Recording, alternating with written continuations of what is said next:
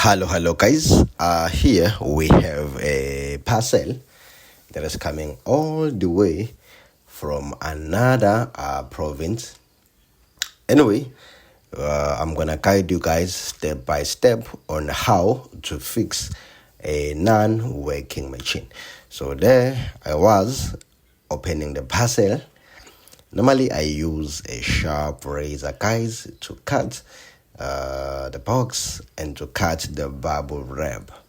Anyway, you should be very careful. This was a Lenovo, if I remember very well. So as you can see, I did connect the charger because it wasn't turning on at all. I did check for the light, but there was no light. Never mind the other charger on the other side, it's not even connected. As you can see, the one I was using there, it was already connected on the wall. So guys, as always, you need to inspect the machine, go through the board. As you can see, I had to open the machine, remove all the screws, try to remove the back cover, but anyway, I wasn't doing it the correct way. That's not how you remove the back cover, guys. You have to start from the front, not at the back of the machine. Anyway, sometimes when you get bored doing one thing over and over again, you end up wanting to do it the other way around. So right there, I was removing the motherboard. So you have to remove the board whenever you fix the machine, and I had to peel off that protection plastic or protection foil. I believe they use those for in case of a liquid damaged and to separate the motherboard from the chassis, because the chassis it's all grounded. So I had to use the microscope after the physical inspection. That's exactly what I saw. Right there, that's BQ chip, that's a charging IC. BQ chip, in most cases, they are the charging IC. BQ24780S. That's for charging the laptop. That IC there, it's responsible for charging the laptop. Anyway, I was so happy. I thought I found the problem, but it wasn't the case. Because guys, in a case like this, you don't have to use any brains, you don't have to use any multimeter or any measurements. We have to go ahead and just remove that IC. So I had to find a replacement IC. So I had to go ahead and find a replacement IC. I'm so tired, guys. Anyway, I used the flags. You have to apply the flags. Okay, before the flags, I have to clean the board. Normally, I like to clean the board using the 100% alcohol along with my old toothbrush. I normally keep my old toothbrush so that I will use them whenever I clean laptop motherboards. You have to keep your old toothbrush, guys.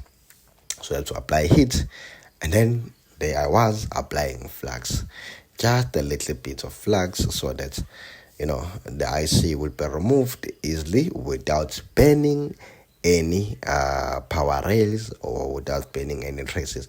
So guys, whenever you apply flags, you make things easier for yourself and for the board. Everything becomes so smooth. As you can see, the IC was moving freely, easily. So I had to just reflow it. I thought reflowing it was going to be a solution, but again, I had to just take it down. Yeah, but sometimes I don't really replace the ICs. I normally clean them, reflow them, and then reuse exactly the same IC. Yeah. So, but in this case, I don't think I reused that IC. If I remember very well, I removed it. I replaced it with another one.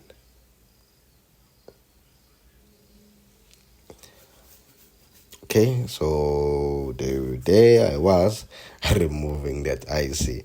I don't know why I changed my mind, because suddenly I just changed my mind and I had to take down that IC. I had to take it down and remove it completely and find another replacement I see. I'm so tired. Already I had another replacement IC. I think so, if I'm not mistaken. Yebo, yebo, yebo.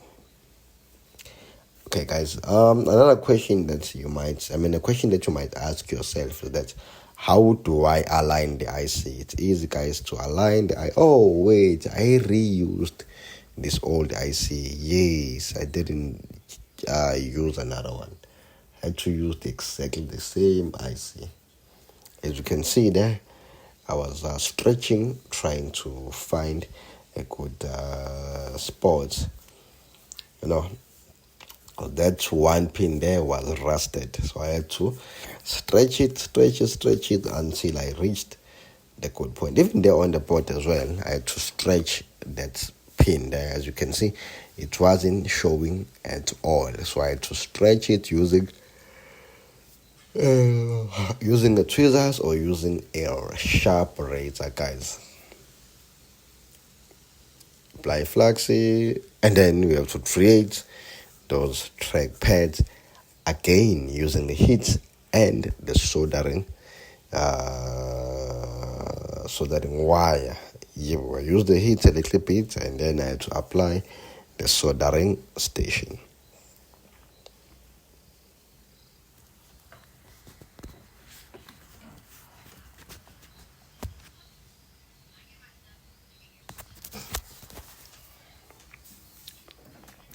Alright, guys, I think I was almost done there.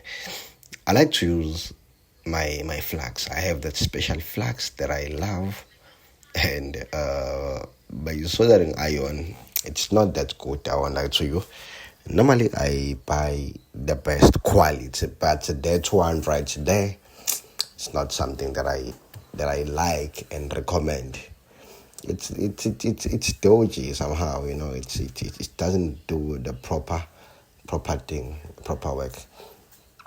But anyway, I didn't have any choice because that was my only soldering iron. This was my only soldering wire at the moment, so I had to use what I had at that time. As you can see, me guys, there I was trying to align the IC, so that the machine will work perfectly fine. But I was wrong, guys. You will see what happened after this. The issue wasn't that IC at all.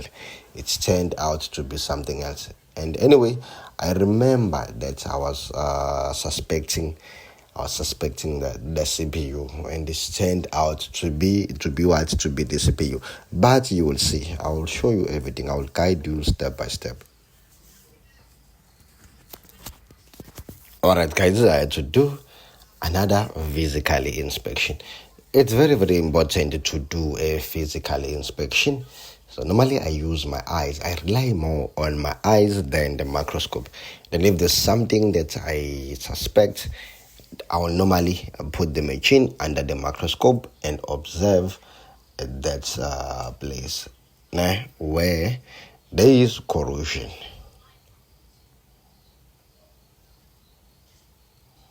Okay, I think I was checking for the shot when compared to ground right there.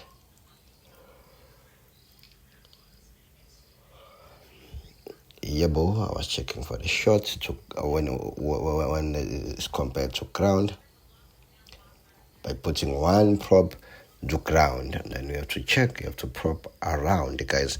We have to check around and see what is causing the problem. Okay, as I was checking around, okay.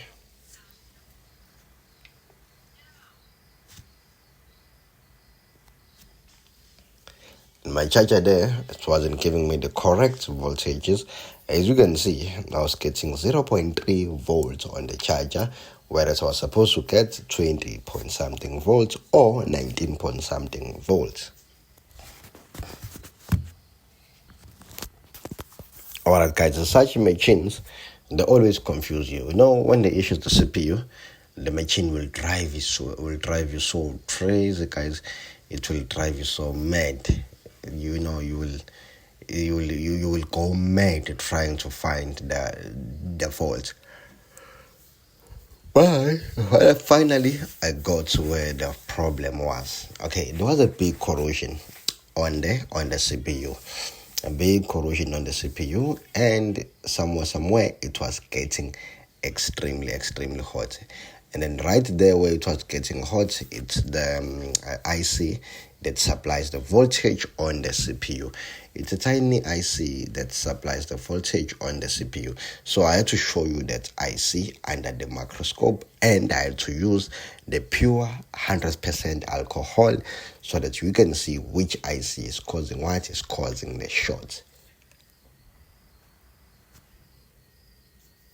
But again, that IC, it wasn't looking good at all. It was like very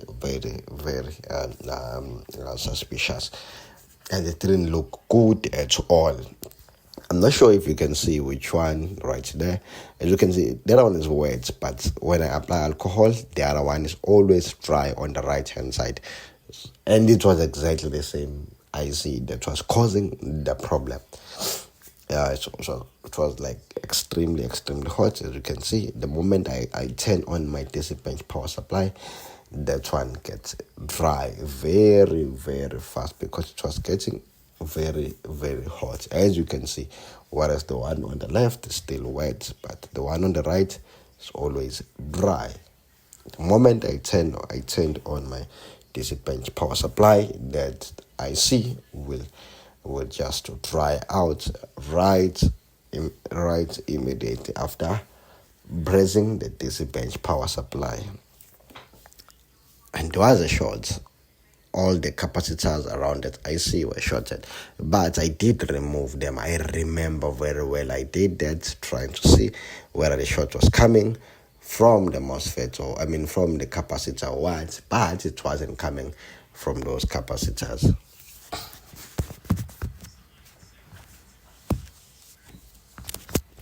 Guys, I know you are not blind. You can see that.